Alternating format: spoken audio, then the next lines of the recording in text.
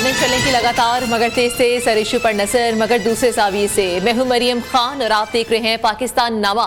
यहाँ पर बात होगी पाकिस्तान के अवाम की। हम पहुंचाएंगे आपकी आवाज इक्तदार के अवानों तक। समाज के मसाइल पर बात होगी, अदालतों की खबर भी आपको देंगे, जुर्म कहानी सुनाएंगे, शहर शहर गांव गांव का अहवाल आपको बताएंगे। खेल के मैदान में क्या कुछ हो रहा है और मौसम का हाल बताने वाले क्या कहते हैं। नाज़रीन, ये सब आपको बताएं। कराची में एमक्यूएम से पीपल्स पार्टी में शमूलियत पर रद्द अमल आना शुरू हो चुका है। पीपल्स पार्टी में शमूलियत इख्तियार करने वाले एमक्यूएम पाकिस्तान के साबिक अरकान असेंबली के घरों के दरवाजों पर रात गए लोटे लटका दिए गए। खालिद मकबूल सदीकी का कहना है कि एमक्यूएम का कचरा उठाने पर पीपल्स पार्टी के मशकूर हैं, तो ये सूरत हाल है कि उनके घरों के दरवाजों पर लोटे रात गए लटका दिए गए हैं। और पीपल्स पार्टी में शमूलियत इख्तियार करने वाले एमक्यूएम पाकिस्तान के साबिक अरकान असेंबली के साथ ये हरकत की गई है। उनके घरों के दरवाजों पर रात देर तक लोटे लटका दिए गए। बात कर लेते हैं सरफराज कायम खानी से। सरफराज कायम खानी, बताइएगा पीपल्स पार्टी में शमूलियत इख्तियार करने वाले एमक्यूएम के रहनुमा हैं, साबिक अरकान हैं, उनके साथ क्या सलूक किया गया और उसके बाद अब आगे क्या कोई कार्रवाई अमल में लाई गई है? जी, गुज़िश्ता रात जो है खालिद मकबूल सिद्दीकी की जानिब से शुक्रिया अदा किया गया पीपल्स पार्टी का क्या जो एमक्यूएम का कचरा है वो उठाने पर। दूसरी जानिब ये देखने में आया कि रात गए जो साबिक अरकान असेंबली है जो पीपल्स पार्टी में शामिल हुए हैं, उनके घरों के दरवाजों पर जो है वो लोटे टांग दिए गए हैं और रद्द अमल आना शुरू हो चुका है। इंतखाबात से कबल ही जो है जिला बस्ती के अंदर ये रद्द अमल नजर आया है कि तमाम जो अरकान असेंबली थे साबिक उनके जो पीपल्स पार्टी में शामिल हुए उनके दरवाजों पर लोटे टांग दिए गए हैं, जबकि हर लोटे जो है वो दरवाजों के ऊपर पूरी एक जो है वो चैन बनाकर जो है लगाए गए हैं। अब बताया जा रहा है कि अवाम की तरफ से ये रद्द अमल सामने आया है कि जो लोग एमक्यूएम के अंदर अवाम से वोट मांगते रहे हैं वो अचानक जो है वो पीपल्स पार्टी में शामिल हो चुके हैं। अब ये देखने में आ रहा है कि जैसे शमूलियत हो रही है वैसे ही ये इस तरह का रद्द अमल सामने आ रहा है। जी बिल्कुल, आपने सही कहा, जैसे शमूलियत हो रही है। बताइएगा खालिद मकबूल सदीकी की जानिब से भी कहना है कि पीपल्स पार्टी का मशकूर हो कि उन्होंने एमक्यूएम का कचरा उठा लिया है। इस हवाले से क्या जो बाकी एमक्यूएम के रहनुमा हैं उनके बयान भी क्या सामने आए हैं?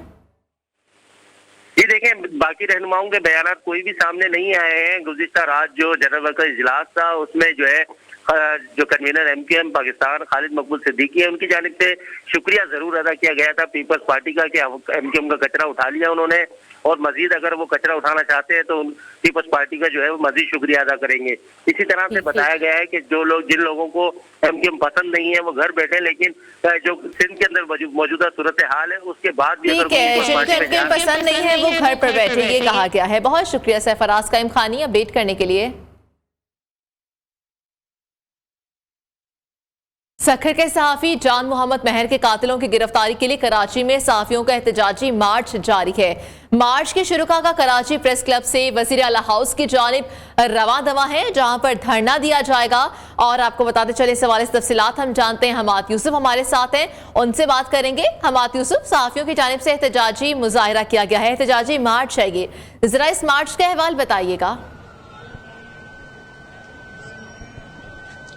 जी मरियम, जो सहाफ़ी हैं सखर के सहाफ़ी जान मोहम्मद महर, उनके जो कत्ल किया गया था उनके कातिलों की गिरफ्तारी के लिए जो है वो तमाम सहाफ़ी सिंध भर के सहाफ़ी जो है वो एक पेज पर आ गए हैं और उनकी कातिलों की गिरफ्तारी के लिए जो है वो आज ये मार्च निकाला जा रहा है जो कराची प्रेस क्लब से गवर्नर जो वज़ीर आला हाउस है वहाँ तक निकाला गया है। लेकिन वज़ीर आला हाउस जो है मुज़ाहिरीन को जाने नहीं दिया जा रहा। वज़ीर आला हाउस सबसे पहले मुज़ाहिरीन को रोक दिया है। यहाँ PIDC चौक पर मौजूद हूँ, मेरे कैमरा मैन मोहम्मद जुल्फ़िकार आपको दिखाएं कि यहाँ पर जो है आगे वज़ीर आला हाउस मुज़ाहिरीन को जाने नहीं दिया जा रहा, तो एहतजाजन जो है वो सड़क पर बैठकर अपना एहतजाज रिकॉर्ड करवा रहे हैं और सिर्फ एक ही सदाएं उनकी बुलंद है, वो यही कह रहे हैं कि इंसाफ दो के नारे लगाए जा रहे हैं और आज़ादी सहाफ़त के जो है वो नारे बुलंद करके जो है यहाँ पर एहतजाज के लिए बैठे हैं। इनका यही मुतालबा है कि जो सहाफ़ी है जान मोहम्मद महर, उनके कातिलों को फौरी तौर पर गिरफ्तार किया जाए। जी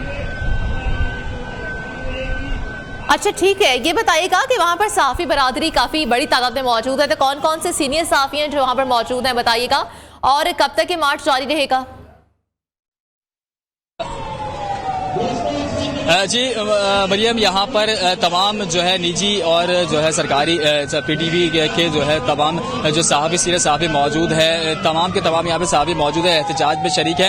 एहतजाज जो है मुजाहिरीन का ये कहना है कि जब तक कोई आकर उनको जो है कातिलों की गिरफ्तारी की यकीन दहानी नहीं करवाएगा, ये एहतजाज जारी रहेगा। जब ये मुजाहिरीन वज़ीर आला हाउस के जानिब बढ़ रहे थे तब भी SSP साउथ जो है वो उनके जानिब बढ़े थे। उन्होंने अपील की थी कि मुजाहिरा रोक दिया जाए और वज़ीर आला हाउस के जानिब नहीं बढ़ा जाए, लेकिन मुजाहिरीन ने उनकी अपील को रद्द कर दिया और उन्होंने कहा कि हम वज़ीर आला हाउस जाकर अपना यह एहतजाज रिकॉर्ड करवाएंगे और अपने जो सहाफ़ी है उनके कातिलों को फौरी तौर पर गिरफ्तार करेंगे। जी अच्छा, तो किसी भी जानिब से कोई बयान सामने आया है क्या? कहा गया है किसी भी इदारे की जानिब से, पुलिस डिपार्टमेंट की जानिब से या वज़ीर आला हाउस की जानिब से कोई पैगाम सामने आया हो कि उनकी फरियाद सुनी हो या कहा हो कि जो सहाफ़ी जान मोहम्मद महर है उनके कातिलों की गिरफ्तारी जल्द से जल्द अमल में लाई जाएगी? जी मरियम, 99 दिन हो चुके हैं उनके कत्ल को और 99 दिन से जो है उनके कातिल आज़ादाना घूम रहे हैं। इससे कबल जो है वो दीगर एहतजाज भी हुए, दीगर जो है एहतजाज रिकॉर्ड करवाए, धरने दिए गए तमाम सहाफ़ियों की जानिब से, तब भी जो है बयानात जारी हुए थे। वज़ीर आला सिंध की जानिब से भी कहा गया था कि उनके कातिलों की गिरफ्तारी को जो है फौरी तौर पर की जाएगी, लेकिन जो उनके दावे थे वो धरे के धरे रह गए, जिसके बाद जो है वो सहाफ़ियों का जो सब्र का पैमाना है वो लबरेज हुआ है और आखिरकार उन्होंने जो है कराची में CM हाउस के बाहर जो है वो धरना देने का सोचा है। इससे कबल भी जो है वज़ीर आला सिंध जो है वो पहले भी कह चुके हैं कि कातिलों की गिरफ्तारी अमल में लाई जाएगी, लेकिन 100 दिन के करीब होने वाले हैं, लेकिन कातिलों की गिरफ्तारी अब तक अमल में नहीं लाई गई है। जी ठीक है, बहुत शुक्रिया अपडेट करने के लिए। कातिलों की जो गिरफ्तारी है वो अभी तक अमल में नहीं लाई गई और जो सहाफ़ी बरादरी है उनकी जानिब से बहुत बड़ी तादाद मौजूद है जो कि वहाँ पर नारेबाजी कर रही और मार्च कर रही है।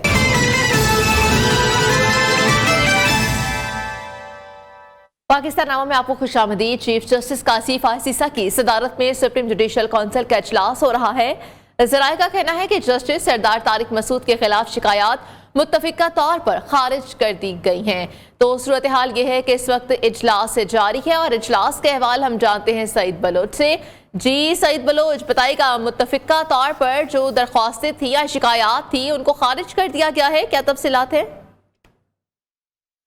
बिल्कुल, सुप्रीम कोर्ट ने चीफ जस्टिस और सुप्रीम जुडिशल काउंसिल के चेयरमैन जस्टिस काजी फायज ईसा की सरबराही में ये इजलास आज सुप्रीम कोर्ट ऑफ पाकिस्तान में हो रहा है। तकरीबन 3 बजे ये इजलास शुरू हुआ था।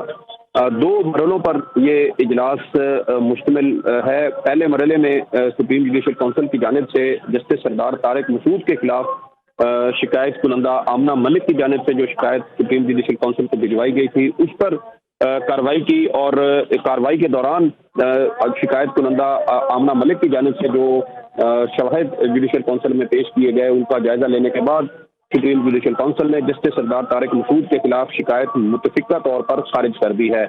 जबकि इजलास में एक मुख्तसर वक्फा किया गया था। वक्फे के बाद अब दोबारा कार्रवाई जारी है। इजलास इस वक्त भी सुप्रीम कोर्ट ऑफ पाकिस्तान में जारी है और अब दूसरे मरहले में जस्टिस मुज़ाहिर नकवी के खिलाफ जो शिकायत सुप्रीम जुडिशल काउंसिल को भिजवाई गई थी, तकरीबन 10 के करीब ये शिकायत है, जिसमें पाकिस्तान बार काउंसिल के अलावा कुछ इनफरादी तौर पर भी शिकायत सुप्रीम जुडिशल काउंसिल को भिजवाई गई थी, जिसमें जस्टिस मुज़ाहिर नकवी के असासों से मुतल्लिक कुछ इल्ज़ामात उन पर आयद किए गए थे। इसी हवाले से सुप्रीम जुडिशल काउंसिल ने गुज़श्ता इजलास में जस्टिस मुज़ाहिर नकवी को एक शोकाज नोटिस जारी करते हुए जवाब तलब किया था। जस्टिस मुज़ाहिर नकवी ने उस शोकाज नोटिस के जवाब में 10 नवंबर को अपना जवाब जमा करवाया था और उनकी जानिब से सुप्रीम जुडिशल काउंसिल की तश्कील के ऊपर एतराज़ात उठाए गए थे। आज इजलास में अब जस्टिस मुज़ाहिर नकवी की जानिब से उठाए गए एतराज़ात का भी जायजा लिया जा रहा है और इसके अलावा जस्टिस मुज़ाहिर नकवी के खिलाफ कार्रवाई को आगे बढ़ाने के हवाले से और उनके खिलाफ जो दीगर शिकायत और शवाहिद सुप्रीम जुडिशल काउंसिल में जमा करवाए गए थे उनका भी जायजा लिया जा रहा है। ठीक है, जायजा लिया जा रहा है। बहुत शुक्रिया सईद बलोच अपडेट करने के लिए।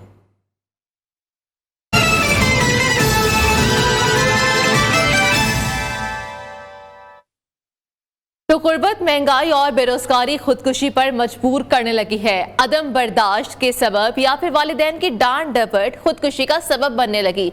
कराची में खुदकुशी के रुझान में तशवीशनाक हद तक इजाफा हो चुका है। शहर में रवां साल 167 अफराद ने अपनी जिंदगी का खात्मा कर लिया। खुदकुशी करने वालों में कम उम्र लड़कों की तादाद ज्यादा है। इसी हवाले से हम बात कर लेते हैं। हमारे साथ मौजूद है हमारे नुमाइंदा नियो के उबैद शाह, इसके अलावा माहिर नफ्सियात डॉक्टर निशाबा हमारे साथ मौजूद होंगी। लेकिन अभी बताते चले आपको इस हवाले से कि शहर में रवां साल 167 अफराद हैं जिन्होंने अपनी जिंदगी का खात्मा कर लिया है। खुदकुशी के रुझान में इजाफा हो चुका है और खुदकुशी करने वालों में जो ज्यादा तादाद है वो कम उम्र लड़कों की तादाद बताई जाती है। ये जो आपको फिगर्स बताए जा रहे हैं ये कराची से आपको बताया जा रहा है। कराची में खुदकुशी के रुझान में तशवीशनाक हद तक इजाफा हो चुका है। इससे पहले भी चंद रोज कबल हमने खबर दी, उसमें आपको बताया जा रहा था कि लाहौर में भी, फैसलाबाद में भी खुदकुशी के रुझान में इजाफा होना शुरू हो चुका है। तो गुर्बत है, महंगाई है, बेरोजगारी है, ये खुदकुशी की वजह करार पाई है, बड़ी वजह। अब इसकी रीजंस क्या है? अदम बर्दाश्त है, वालिदैन की डांट डपट है, खुदकुशी का सबब क्या है, इस हवाले से हम पूछेंगे। लेकिन कराची के ये फैक्ट्स एंड फिगर्स हैं जहां पर खुदकुशी के रुझान में तशवीशनाक हद तक इजाफा हो चुका है। हमारे साथ मौजूद है हमारे नुमाइंदे उबैद शाह, इसके अलावा माहिर नफ्सियात डॉक्टर निशाबा हमारे साथ मौजूद है। अपने नुमाइंदे का रुख करते हैं, उनसे बात करेंगे। उबैद शाह, बताइएगा ये जो फिगर्स हैं 167 का जो कराची में रवां साल रिपोर्ट हुई है खुदकुशी की, जिसमें कम उम्र लड़कों की तादाद ज्यादा बताई जाती है, अभी तो ये वो फिगर्स हैं जो कि रिपोर्ट हो चुकी हैं और वो सुसाइड जो कि रिपोर्ट ही नहीं होती उनका तो अंदाजा लगाना मुश्किल होगा। क्या वजह है इसकी? जी बिल्कुल, रवा साल 167 अफराद ने खुदकुशी की है, जिनमें से 138 अफराद ने फंदा लगी लाशें बरामद हुई थी, जबकि 28 अफराद ने खुद को गोली मारी, जबकि एक शख्स ने खुदसोजी की थी। जो रेस्क्यू टीम से हमें आदाद शुमार मिले हैं उसके मुताबिक जनवरी में 9, फरवरी में 14, मार्च में 22, अप्रैल में 15, मई में 14, जून में 13, जुलाई में 23, अगस्त में 23 और सितंबर में 14 और अक्टूबर में 21 खुदकुशी के वाकयात हुए। इन जो खुदकुशी के जो वाकयात हुए हैं इनमें ज़्यादातर कम उम्र लड़के थे जिन्होंने फंदा लगाकर या खुद को गोली मारकर अपनी जान का खात्मा किया। पुलिस हुक्काम से जो हमारी बात हुई तो उनका ये कहना था खुदकुशी के जो वाकयात आते हैं यकीनी तौर पर पुलिस पहले उसको कत्ल के शुबे में उसकी तफ्तीश करती है, लेकिन जब ये बात सामने आती है कि बेरोजगारी, महंगाई, गुर्बत और दीगर जो घरेलू चपकलिशें होती हैं उसके बायस नौजवानों की बड़ी तादाद जो है अपनी ज़िंदगी का खात्मा करने को ही तरजीह दे रही है। यही वजह है कि बड़ी तादाद में मर्द जो हैं और बेखुसूस कम उम्र लड़के जो हैं इस वाक़े में खुदकुशी करके अपनी जान की बाजी हार चुके हैं। ख़वातीन की भी कुछ लाशें बरामद हुई थी, फंदा लगी हुई लाशें थीं जिन्होंने अपनी ज़िंदगी का खात्मा किया और उसकी भी अहम वजह सिर्फ और सिर्फ गुर्बत थी। जी ठीक है, उसकी अहम वजह गुर्बत बताई जाती है। हमारे साथ ही रहेगा डॉक्टर निशाबा हमारे साथ मौजूद है, माहिर नफ्सियात हैं। डॉक्टर साहिबा, बहुत शुक्रिया आपने वक्त निकाला। डॉक्टर साहिबा, ये नफ्सियाती मसाइल हैं, बर्दाश्त का फुकदान है कि नौजवान अपनी जिंदगी ख़त्म करने के दर पे हैं, इसको कैसे रिकग्नाइज किया जा सकता है, उसका सोल्यूशन आप क्या सजेस्ट करेंगी? शुक्रिया आपके मदद करने का। बिल्कुल ऐसा ही है कि तकरीबन हर साल 5 से 10 हज़ार हमारे मुल्क के अंदर खुदकुशी के केसेस रिपोर्ट हो रहे हैं और हम बहुत अच्छे से इसके ऊपर बात करें। बच्चों में खासकर जो रुझान आपने बताया ये बिल्कुल ठीक बात है, क्योंकि बच्चे में जो जिस वक्त बच्चा दिमाग ब्रेन डेवलपमेंट होता है 13 साल तक और जिस वक्त बॉडी में भी फिजियोलॉजिकल चेंजेस आते हैं तो सोसाइटी के अंदर कॉन्फ्लिक्ट बहुत है। बच्चों को घर का माहौल बिल्कुल मुख्तलिफ है, सोसाइटी में टीचर्स कुछ और बता रहे हैं, किताबों में आपने अमेरिकन या ब्रिटिश स्कूल सिस्टम बच्चों को दिया हुआ है और फिर एक हमारे मौलवी साहब या कारी साहब शाम को आते हैं बच्चों को सपारा पढ़ाने, वो कोई और चीज बता रहे हैं। तो बच्चों के अंदर बहुत ज्यादा एक्सपेक्टेशंस माँ बाप की बच्चों के साथ बहुत ज्यादा हाई है। सोसाइटी की बच्चों को देने में फेल हो गई है सोसाइटी हमारी, और हम जो बच्चों से एक्सपेक्ट कर रहे हैं वो बहुत ज्यादा है, चाहे वो एकेडमिक प्रेशर है बच्चों पे, रिलेशनशिप प्रेशर है, माँ बाप के अंदर जो सबसे ज्यादा हमारे पास डिवोर्स केसेस रिपोर्ट हो रहे हैं, पेरेंटल डिस्कॉर्ड हो रहा है, उससे बच्चे डिस्टर्ब है, ड्रग्स का इस्तेमाल बहुत ज्यादा बढ़ रहा है,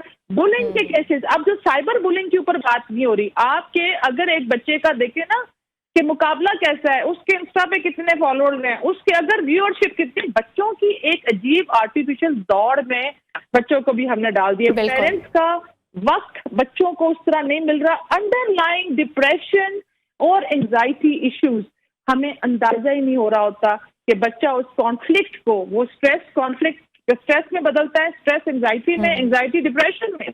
और बिल्कुल आपने सही कहा, जो भी आपने रीजंस बताई और जैसे आपने सीक्वेंस बताया बिल्कुल ऐसे ही होता है। डॉक्टर साहिबा, जब इस तरह के मामलात हैं, जब पता चल रहा है कि बच्चों में डिप्रेशन या जो भी रीजंस है डिप्रेशन की, वो सब कुछ हो रहा है, तो इसका हुकूमती सतह पर या हम खुद से ऐसे क्या इकदाम कर सकते हैं कि हमारे नौजवान या जो बच्चे हैं वो खुदकुशी की जानिब राकिब ना हो? देखिए, सबसे पहली बात तो ये कि जो बच्चों के लिए आपने खेलों के मैदान बनाए ताकि वो जो स्ट्रेस है, वो जो एनर्जी है, वो फ्रस्ट्रेशन है, वो गुस्सा है, वो जाकर स्कूल्स के अंदर भी बच्चों के लिए फिजिकल एक्टिविटी मस्ट कर दें। स्कूल्स के अंदर साइकोलॉजिस्ट या कैरियर काउंसलर रखें। बच्चों का जैसे आप ब्लड टेस्ट करवाते हैं, माँ बाप खुदारा साइकोलॉजिकल एवेल्युएशन जरूर अपने बच्चों की टेस्टिंग करवाते रहे। आप बिल्कुल आपने नहीं आ रहा, बच्चों का अवॉइडिंग बिहेवियर है, वो क्यों आ रहा है, और ये जो इम्बैलेंस है ना सोसाइटी में, चाहे पॉलिटिकल इम्बैलेंस है, बच्चे इफेक्ट होते हैं। और फिर ये जो मीडिया, मैं आपके तवज्जुह से प्रोग्राम के ये बताना चाहूंगी कि बच्चा एट टाइम ये समझ रहा होता है कि ये जो मीडिया के अंदर दिखा रहा है, बच्चे ने खुदकुशी कर ली, सपोज अभी हमने ये जिस वक्त दिखा रहे हैं, तो लोग ये समझते हैं, जो बच्चे दूसरे भी देख रहे हैं इसको, कि शायद ग्लैमराइज ना करें इस बात को, ये बताएं कि ये एक बीमारी है, ये डिप्रेशन है जिसमें डेथ या सुसाइडल टेंडेंसी है। इसका बाकी बीमारियों, जैसे आप कैंसर का इलाज कर रहे हैं, बाकी टीबी का इलाज कर रहे हैं, ये एक बीमारी है। और बच्चों की प्रॉब्लम्स को समझें, उनसे बात करें, उनको वक्त दें, क्वालिटी टाइम दें, पेरेंट्स दें, टीचर्स दें। और जो हमने ये हर एक चीज को सप्रेस करना शुरू कर दिए, देखें जो ज़ल्ज़ला है ना, वो जितनी देर से आएगा वो ज्यादा आता है, और वो अपने से कमजोर के ऊपर ये गुस्सा निकलता है। बच्चे का टारगेट, क्योंकि उसको कमजोर, अपने से कमजोर अपनी जात ही लग रही होती है, तो बजाय कि वो या तो जाके चोरी करेगा, या वो जाकर ड्रग्स पे लग जाता है, या फिर वो अपनी जान के दर पे फिर ब्लैकमेलिंग। बच्चियों में मैंने ज्यादा देखा कि जो ये साइबर क्राइम्स हो रहे हैं बच्चों में, जो बच्चों को violence, sexual violence, physical violence, verbal violence जो भी है, उस टॉर्चर से, वो ब्लैकमेल होने में वो बच्चियों ने अपनी जान ले ली। तो अब इसके लिए लॉ एनफोर्समेंट के इदारों को मुतहरिक होना है। आप एक कंप्लेनिंग में पहले भी कह चुकी हूँ, सेल बनाए। अगर बच्चे फील कर रहे हैं ऐसा डिप्रेशन, तो फौरन उस कॉल सेंटर पर आप कॉल करके अपनी जो भी प्रॉब्लम है उसको बताएं कि साइकोलॉजिस्ट जिस, और वो सेल्स इतने सेफ हो कि वहां पर हर कोई कंफर्टेबल होकर अपनी बात बता सके। बहुत शुक्रिया, हमारे साथ डॉक्टर नौशाबा मौजूद थी और हमें अपनी कीमती राय के हवाले से अपडेट करे थे। इसके अलावा हमारे नुमाइंदे हमें अपडेट करे थे। आगे बढ़ते हुए बात करें, निगरान वज़ीर-ए-आज़म अनवारुल हक काकड़ ने बच्चों के आलमी दिन पर ज़ारा अलर्ट ऐप का इजरा कर दिया है। वज़ीर-ए-आज़म ने कहा कि बच्चों का तहफ़्फ़ुज़ माशरे के तमाम तबकात की जिम्मेदारी है। वज़ीर-ए-आज़म के खिताब में गज़ा के बच्चों का ख़ुसूसी जिक्र किया गया। कहा कि इस वक्त गज़ा के बच्चे मेरे जहन में हैं। बदकिस्मती से गज़ा में बच्चों का हॉलोकॉस्ट हो रहा है।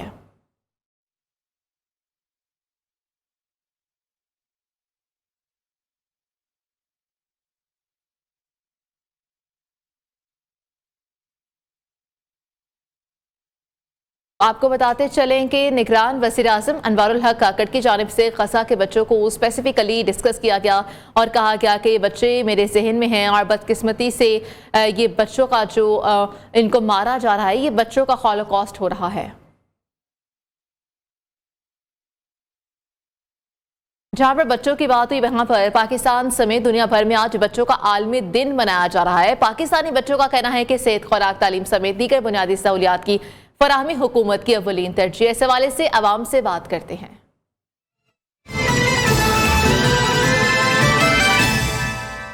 हुकूमत को चाहिए कि बच्चों के जो हकूक़ हैं वो अदा करने चाहिए, और जो बच्चे स्टडी नहीं कर रहे, जो फैक्ट्रियों और इधर मिलों में काम कर रहे हैं, उनको भी तालीम दिलवानी चाहिए। जो बच्चे मेहनत मजदूरी करते हैं और मिलों वगैरह में काम करते हैं, उनके लिए तालीमी वसाइल पैदा करें और वो ताकि वो पढ़ सकें और अच्छा इंसान बन सकें। हुकूमत को चाहिए कि बच्चों के लिए स्कूलों में बेहतरी पैदा करे, बच्चों के हकूक़ पर इक़दाम किए जाएँ ताकि बच्चे तालीम हासिल कर सकें। बच्चों के हकूक़, उन्हें फ्री तालीम मिलनी चाहिए और मतलब जो उनको अपनी राय रखने की आज़ादी होनी चाहिए। दूसरे मुल्कों में तालीम दी जाती है और जो वर्कशॉप वगैरह पे काम करते हैं बच्चे, इन्हें वहाँ से हटा कर तालीम दी जाए ताकि हमारे मुल्क का नाम रोशन हो सके। हमारे यही दरख्वास्त है इन लोगों से कि तालीम को अच्छा बनाने के लिए कोई कोशिश करें।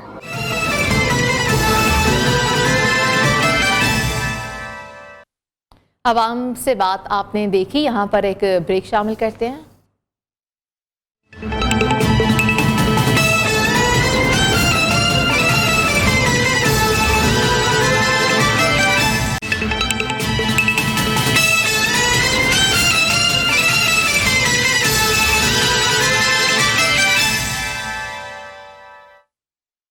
अच्छी खबर है कि पाकिस्तान रवां बरस $3 अरब से ज़ायद मालियत के 5 मिलियन टन चावल एक्सपोर्ट करेगा। गुज़श्ता साल पाकिस्तान ने $2.1 अरब की एक्सपोर्ट की थी। रवां साल रूस में भी 5 साल बाद पाकिस्तान से चावल की खरीदारी की जाएगी और ये सूरत हाल है। अब हम इस हवाले से बात करेंगे, हमारे साथ हमारे नुमाइंदे मौजूद होंगे, काशिफ मुनीर, उनसे हम जानते हैं। काशिफ, बताइएगा कि चेयरमैन राइस एक्सपोर्टर्स की जानिब से भी कोई बयान सामने आया था, वो भी बताइएगा, और अब ये 5 साल के बाद जो हुआ है तफसीलात बताइएगा। देखें जी, पाकिस्तान के लिए इस साल जो है बहुत अच्छी जो है वो बम्पर फसल हुई है और पाकिस्तान के जो चावलों की एक्सपोर्ट है इस दफ़ा रिकॉर्ड जो है वो चावल की एक्सपोर्ट होगी। तकरीबन इस दफ़ा जो है आप अंदाज़ा ये लगा लें कि $3 अरब की जो चावल की एक्सपोर्ट जो है वो तवक्को की जा रही है। और अगर सूरत हाल देखें तो गुज़श्ता साल जो बारिशों की वजह से फसल ख़राब हुई थी तो पाकिस्तान की जो एक्सपोर्ट थी वो काफ़ी मुतासर हुई थी। इस दफ़ा $3 अरब की जो एक्सपोर्ट की जा रही है इसमें सबसे ज़्यादा जो हिस्सा आप देखें तो नॉन बासमती चावल का जो है वो देखने में आ रहा है और पाकिस्तान इस दफा 5 मिलियन टन इसकी जो है वो एक्सपोर्ट करेगा। गुज़श्ता साल बारिशों की वजह से ये 3.7 मिलियन टन एक्सपोर्ट हुई थी और पाकिस्तान ने गुज़श्ता साल जो है वो $2.1 अरब की एक्सपोर्ट की थी।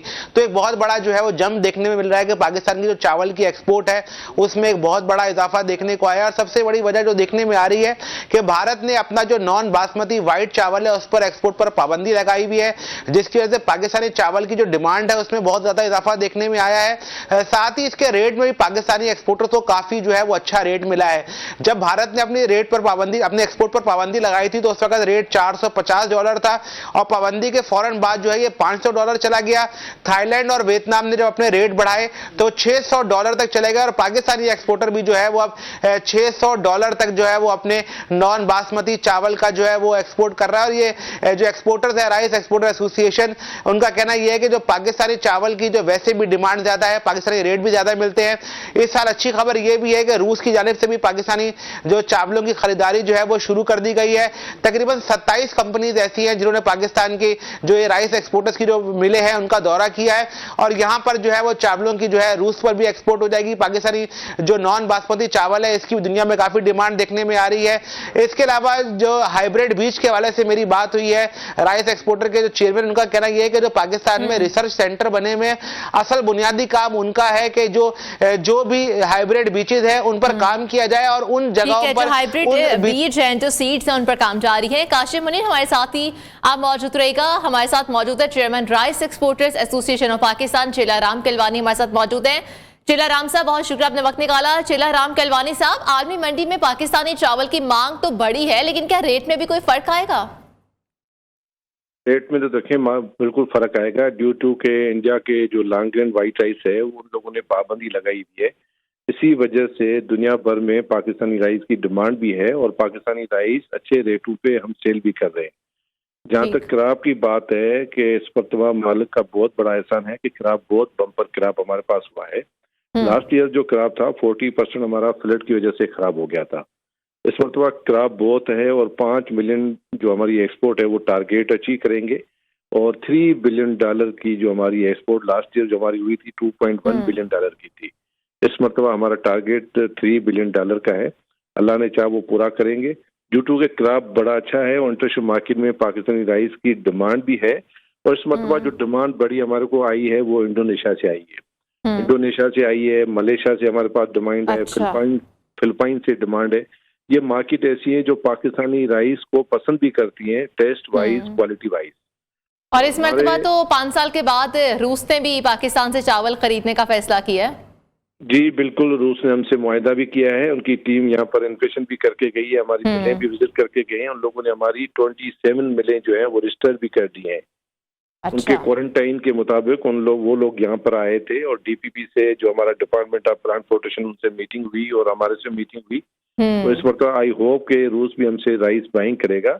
लेकिन पाकिस्तानी राइस की एक टेस्ट ही अपनी अलग है। अल्लाह ताला ने इसमें धरती में ऐसी, मैं आपको बताऊं कि इसमें मिठास है कि वो क्वालिटी वाइज उसी का प्रीमियम भी हमको मिलता है इंटरनेशनल मार्केट।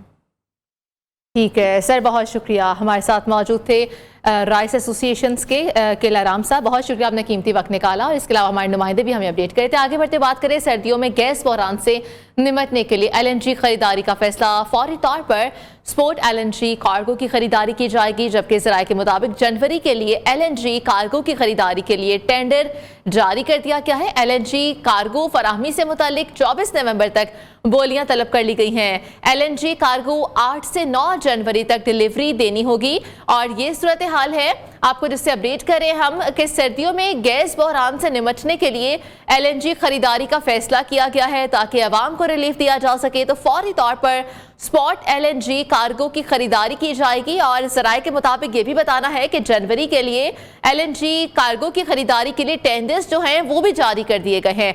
LNG कार्गो फराहमी से मुतालिक 24 नवंबर तक बोलियां तलब की गई हैं और LNG कार्गो की 8 से 9 जनवरी तक डिलीवरी दी जाएगी, जिससे आवाम को फायदा पहुंचेगा क्योंकि सर्दियां आते ही गैस का बहरान जन्म लेना शुरू हो जाता है, जिसकी वजह से LNG की खरीदारी का फैसला कर लिया गया है।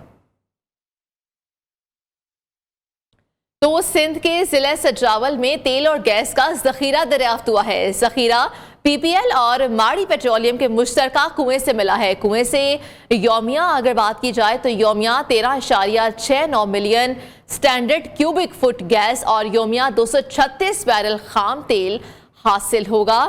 तो ये अच्छी खबर है। काशिफ मुनीर हमें बताएंगे डिटेल्स। काशिफ मुनीर, बताइएगा ये जो दरियाफ्त हुआ है जखीरा गैस का, तेल का, क्या तफसीलात हैं?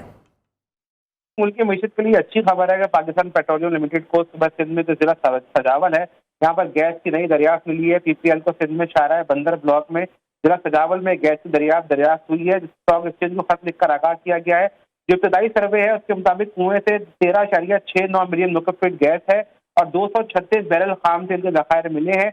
जिला सजावल में जो है कुएं पर जो है वो 2545 मिनट जो है 45 फुट जो है गहराई की गई थी और उम्मीद की बिल्कुल गहराई की गई थी जहां से तेल और गैस का जखीरा दरियाफ्त हुआ है। बहुत शुक्रिया अपडेट करने के लिए।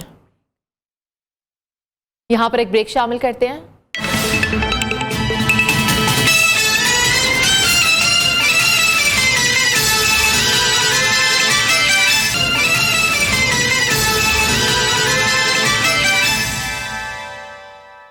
साबिक सदर आसिफ अली जरदारी ने भी जनूबी पंजाब के दौरे की तैयारी पकड़ ली है। आसिफ अली जरदारी बुध के रोज मुल्तान का हम दौरा करेंगे। सराय के मुताबिक मुल्तान से अहम शख्सियात का पीपल्स पार्टी में शमूलियत का भी इम्कान है। तो बात कर लेते आमना जंजुआ से। आमना, नून लीग के बाद अब पीपल्स पार्टी भी मुतहरिक हो चुकी है और जनूबी पंजाब का दौरा करने की तैयारी की गई है। जरा बताइएगा कि वहां पर किस किस से मुलाकात होगी और क्या स्केड्यूल रहेगा? चेयरमैन पीपल्स पार्टी के बिलावल भुट्टो जरदारी जो KP में अवामी राब्ता मुहिम के लिए KP में सरगर्म है। दूसरी तरफ आसिफ जरदारी ने भी सियासी एक्टिविटीज जो है वो तेज कर दी हैं। जराये के मुताबिक बुध के रोज मुल्तान का अहम दौरा करेंगे साबिक सदर। इसके अलावा आज वो इस्लामाबाद, कराची से इस्लामाबाद पहुंच रहे हैं। यहाँ पर भी वो अहम शख्सियात से मुलाकात करेंगे। बुध के रोज जो इस मुल्तान पहुंचेंगे उसमें मुल्तान के अहम दौरे में अहम शख्सियात जो है पीपल्स पार्टी में शमूलियत का ऐलान करेंगी। गुज़िश्ता हफ्ते भी आसिफ अली जरदारी ने मुल्तान का खुफिया दौरा किया था जिसमें साबिक सदर के खुफिया दौरे में मुल्तान की अहम शख्सियात से मुलाकात की गई थी। उस दौरे के दौरान ही अहम शख्सियात के साथ मामलात तय पाए थे। आसिफ अली जरदारी जो है मुल्तान में बिलावल हाउस में क़याम करेंगे। इसके अलावा साबिक सदर दौरे मुल्तान में मीना लगारी और दीगर पार्टी रहनुमाओं से भी मुलाकातें करेंगे। जी ठीक है, बहुत शुक्रिया अपडेट करने के लिए। तो पिंडी भटिया के निजी अस्पताल में आई खातून से डॉक्टर्स और अमले की ज़्यादती, जबकि खिनाउने फेल की वीडियो भी बनाते रहे और जो मुतासिरा खातून थी उससे दरख्वास्त दायर कर दी जिस पर मुकदमा दर्ज कर लिया गया है। ये सूरत हाल है कि हॉस्पिटल में, पिंडी भटिया के निजी हॉस्पिटल में खातून आई जिससे डॉक्टर्स और अमले की जानिब से ज़्यादती की गई। बात कर लेते हैं, हमारे साथ नुमाइंदे हैं जावेद इकबाल। जावेद इकबाल, बताइएगा क्या ज़्यादती की गई और इसके अलावा ये बताइएगा कि वीडियो बनाते रहे कोई एक्शन लिया क्या? बिल्कुल, ये तेहरा बीबी नामी खातून थी जो कि पिंडी भटिया का निजी हॉस्पिटल में अपनी वालदा के ऑपरेशन के लिए आई थी, जहां पे पहली रात ही जो अमला था उन्होंने उस लड़की को वर्गराना शुरू कर दिया था। डिफरेंट तरीके से ब्लैकमेल करने की कोशिश स्टार्ट कर दी थी। इसी जमरे में उन्होंने उसको जहरीला नशावर मशरूब पिलाने के बाद उसके साथ बदफेली करते रहे। फिर करने के बाद जो सीनियर मेन डॉक्टर है, जिसको मुबीना तौर पे इल्जाम लगाया जा रहा है, डॉक्टर वाला, जो कि गवर्नमेंट हॉस्पिटल तहसील हेडक्वार्टर पिंडी भटिया का MS भी रह चुका है और उसका ये प्राइवेट हॉस्पिटल है।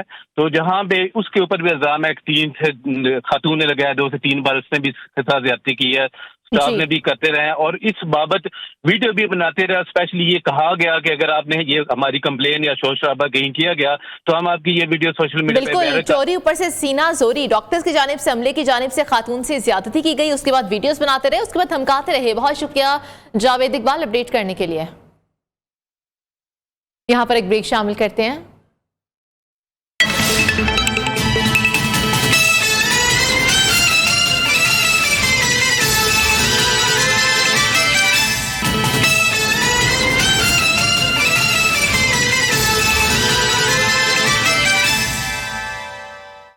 Welcome back. Mandi Bahauddin sports stadium सबूहाली का शिकार है। टूटी दीवारें, स्टेडियम में जगह जगह गंदगी के अंबार लगे हैं।